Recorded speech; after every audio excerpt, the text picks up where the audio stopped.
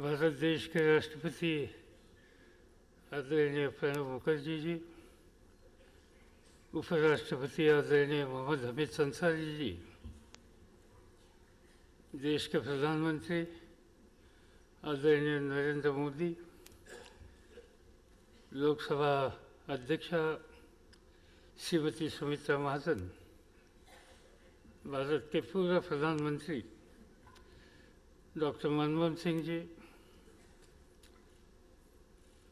Congress party के अध्यक्षा श्रीमती सोनिया गांधी, ज्येष्ठ नेता लाल कृष्ण आडवाणी जी, पंजाब के मुख्यमंत्री सरदार प्रकाश सिंह बादल साहब, मुख्यमंत्री बिहार नीतीश जी, महाराष्ट्र के मुख्यमंत्री देवेंद्र फडणवीस, नेशनल कॉन्फ्रेंस के नेता डॉक्टर फारूक अब्दुल्ला जी, मुलायम सिंह यादव जी, लालू प्रसाद यादव जी, कांग्रेस सीताराम येचुरी जी, राजस्थान की मुख्यमंत्री वसुंधरा राजे, कांग्रेस के उपाध्यक्ष राहुल गांधी, भारत सरकार के मंत्रिमंडल के सम्माननीय सदस्य,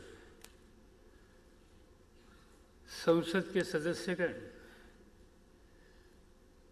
विधानसभा के सदस्यगण और देश के सभी राज्यों से आए हुए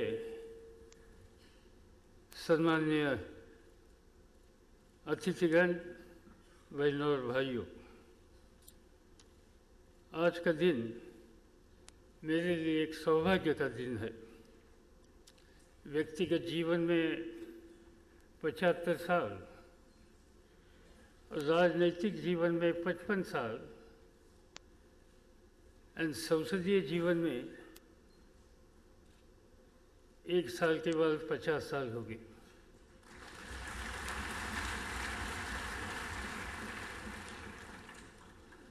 और ऐसे अवसर पर देश के गणमान्य नेताओं के सामने और आपके सामने यहाँ 2 शब्द बोलने के लिए मैं खड़ा हूँ और इसीलिए मैंने कहा कि ये मेरे लिए सौभाग्य का दिन है। मैं नहीं जानता कि इतने सालों से लोगों ने मुझे राज्य में और देश में काम करने का मौका दिया, तो मेरी योग्यता क्या है और कहाँ तक मैंने समाज की और देश की सेवा करने के लिए प्रयास किए। मगर आप सब लोगों की उपस्थिति देखने के बाद मुझे महसूस करने लगा कि जो कुछ प्रयास और परिश्रम किए, इसका एक रिकग्नाइजेशन देश के सभी वर्ग के सभी राजनीतिक दल, इंडस्ट्री, मीडिया, कई ऐसे वर्ग हैं, इन सभी लोगों से आज मुझे मिल रहा है। 1967 में मैं पहली बार महाराष्ट्र की विधानसभा का विधायक बना और तब से आज तक चाहे विधानसभा हो चाहे सांसद हो, प्रतिदिन देश के लिए कुछ न कुछ काम करने का मौका मुझे लोगों ने दिया। मैं याद करता हूँ कि इसकी शुरुआत जैसे मैंने कहा कि विधानसभा से शुरू हुई, तो जो मतदाता जिन्होंने मुझे पहली बार विधानसभा में भेजा,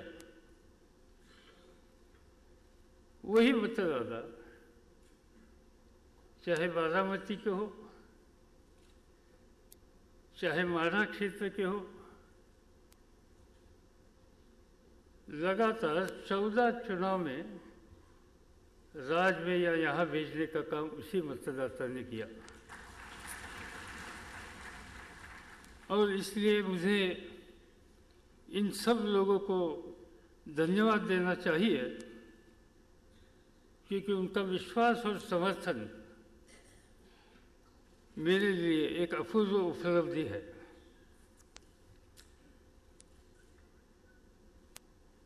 जब मैं मेरे राजनीति के बारे में सोचता हूँ तो मुझे याद आती है कि जब मेरी उम्र 18 थी तब मैं कांग्रेस पार्टी का एक्टिव सदस्य बना और यूथ कांग्रेस में काम करना शुरू किया। जो काम करने के लिए, मेहनत करने के लिए जो कुछ कोशिश होती थी, इस पर ध्यान देकर उस समय के महाराष्ट्र के नेता श्रद्धेय यशवंतराव चव्हाण, उन्होंने मुझे संगठन में, संसदीय क्षेत्र में, शासन में काम करने के लिए बहुत बड़ा मौका दे दिया।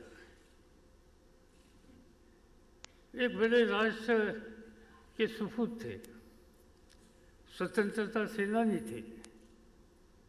आज़ादी के बाद इस देश का नक्शा बदलने के लिए चाहे पंडित जवाहरलाल नेहरू हो, चाहे श्रीमती इंदिरा गांधी हो, चाहे लाल बहादुर शास्त्री जी हो, इन सभी के साथ मिलकर देश का चेहरा बदलने के लिए जिन लोगों ने काम किया, इनमें से एक वरिष्ठ नेता थे।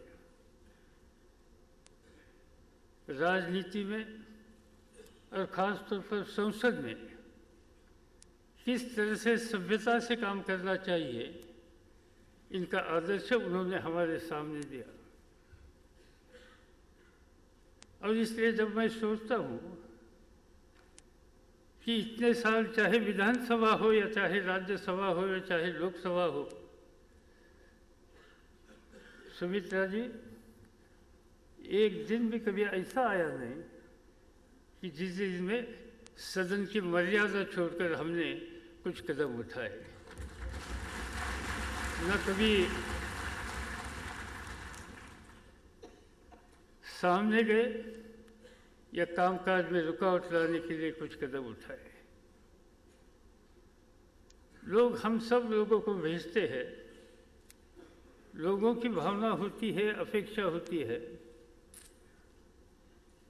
कि सदन चलना चाहिए और लोगों की समस्या के बारे में वहाँ ठीक तरह से बात होनी चाहिए। भले हुकूमत में बैठे वाले लोगों की कुछ कमियां हो तो वो सामने लाने का अधिकार है, मगर जब तक सदन चलेगा तब तक ही लोगों की ये समस्या हम सामने ला सकते हैं और इसमें जो कुछ दुरुस्त करने की आवश्यकता है वो दुरुस्ती कर सकते हैं। और इसीलिए चौहान साहब से ये संसदीय शिष्टाचार और मर्यादा, इस बारे में कुछ सीखने का मौका मुझे मिला और इसकी मुझे हमेशा खुशी है।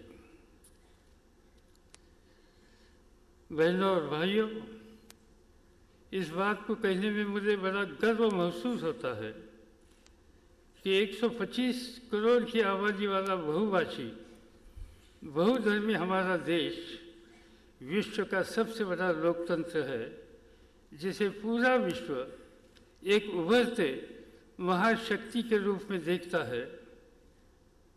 और इसलिए मेरा पूरा विश्वास है कि हम अपने बहुलवादी, धर्मनिरपेक्ष, सहिष्णु यानी उदार चरित्र को अक्षुण्ण रखकर अपनी विविधता के साथ विकास के क्षेत्र में हम अग्रसर रहेंगे। मेरा ये दृढ़ अनुभव है कि आर्थिक और सामाजिक विकास के जरिए गरीबी और अभाव को दूर किया जा सकता है। इसलिए भले राज्य में हो या राष्ट्र लेवल पर हो, राजनीति में मैंने हमेशा विकास के लक्ष्य को सर्वतोपरि रखा। विकास के माध्यम से ही धर्म, क्षेत्र, भाषा आदि संकीर्णता को उसके ऊपर उठकर जनता के बीच में सद्भाव और एकता मजबूत किया जा सकता है। विकास ही अकेला विकल्प है जिसके माध्यम से सभी को सुख, समृद्धि और सम्मान दिया जा सकता है। मेरे जीवन के कई साल किसानों की समस्या पर ध्यान देने के लिए गए और मुझे खुशी है और मुझे एक बात की याद है कि 2004 में डॉक्टर मनमोहन सिंह जी के नेतृत्व में जब मुझे कृषि क्षेत्र में काम करने का मौका मिला तो एक 8 या 10 दिन के बाद डॉक्टर साहब मुझसे थोड़े नाराज हो गए और उन्होंने मुझे कहा कि अनाज की स्थिति के बारे में आपका ठीक तरह से ध्यान नहीं है, अपनी स्टॉक की पोजीशन अच्छी नहीं है, अभी तक आपने इंपोर्ट करने के लिए कदम क्यों नहीं उठाए। मुझे मालूम था कि इंपोर्ट करने की आवश्यकता थी, मगर मेरा मन तैयार नहीं होता था इंपोर्ट करने के लिए, स्वाक्षरी करने के लिए। मुझे दुख होता था कि इतना बड़ा देश, खेती के क्षेत्र में मेहनत करने वाला किसान, और ऐसी स्थिति में हमें आयात करने के लिए कदम उठाते हैं, ये स्थिति ठीक नहीं है। और इसलिए ध्यान दे दिया देश के किसानों का, और जो कोई साइंटिफिक कम्युनिटी है उन्होंने बहुत बड़ा योगदान दिया इन सभी का। आप और मैं आभारी हूँ कि आज ये देश न खाली देश के अनाज की या भूख की समस्या हल करने के लिए कामयाब हो गया, मगर दुनिया का एक अच्छा एक्सपोर्टर बन गया। 2 साल पहले चावल का एक्सपोर्ट करने वाला देश का दुनिया का सबसे बड़ा देश भारत बना। गेहूँ, चीनी और कपास इसकी निर्यात करने वाला दुनिया का 2 क्रमांक का देश भारत बन गया। ये सब उपलब्धि थी। इस मिट्टी पर ध्यान देने वाला किसान की मेहनत और पसीना से इस देश में हो गई, और इसलिए मुझे इस बात का बड़ा संतोष है। मित्रों, मेरे जीवन में 75 वर्ष के पड़ाव में मुझे मेरे माता और पिता की याद आती है।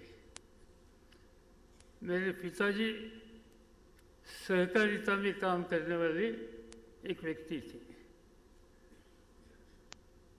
मेरी माँ, बहुत से लोगों को मालूम नहीं, स्वतंत्रता आंदोलन से पहले पूना डिस्ट्रिक्ट की पंचायत में कांग्रेस के तरफ से 1935 में चुनकर आने वाली पहली महिला थी, और उन्होंने एक ही काम किया कि हमारी नई पीढ़ी कैसी शिक्षित हो सकती है, और इसलिए उन्होंने शिक्षा के क्षेत्र में ज़्यादा ध्यान दिया, और आखिर तक शिक्षा के क्षेत्र में जो कुछ कर सकते हैं इसके लिए उन्होंने योगदान दे दिया। और इसीलिए मैं खुद राजनीतिक जीवन में जैसा ध्यान देता हूँ वैसे शिक्षा के क्षेत्र में भी ध्यान देता हूँ, और विशेषकर नारी शिक्षा पर काफ़ी जोर देने की आवश्यकता है। यह मद्देनज़र रखते हुए मैं इस रास्ते से जाने के लिए हमेशा कोशिश करता हूँ। मुझे पूरा विश्वास है और मेरी मान्यता है कि शिक्षा के बिना विकास और अच्छी नागरिकता का संभव नहीं, और किसी समाज को बेहतर समाज में बदलने के लिए नारी शिक्षा और नारी सशक्तिकरण यह पहली शर्त है। आज इस मौके पर कोई लंबे वक्तव्य देना नहीं चाहता। मैं कभी कभी आत्मविश्लेषण भी करता हूँ, और जो कुछ कमियाँ मेरे व्यक्तिगत जीवन में आई वो दुरुस्त करने के लिए अभी भी क्या कर सकते हैं इस बारे में सोच सकता हूँ। आप सब महान लोग यहाँ आए, अपनी शुभकामना देकर आपने मेरा सम्मान बढ़ाया, इसलिए मैं आप सभी को अभिमान करता हूँ। मुझे मालूम है कि आप सभी माननीय राष्ट्रपति जी, माननीय उपराष्ट्रपति जी, माननीय प्रधानमंत्री जी, माननीय सोनिया जी और अन्य नेताओं के कुछ शब्द सुनने के लिए आप यहाँ हैं। इसलिए मैं अपना वक्तव्य समाप्त कर आप सबको फिर से धन्यवाद देता हूँ। नमस्कार, जय हिंद।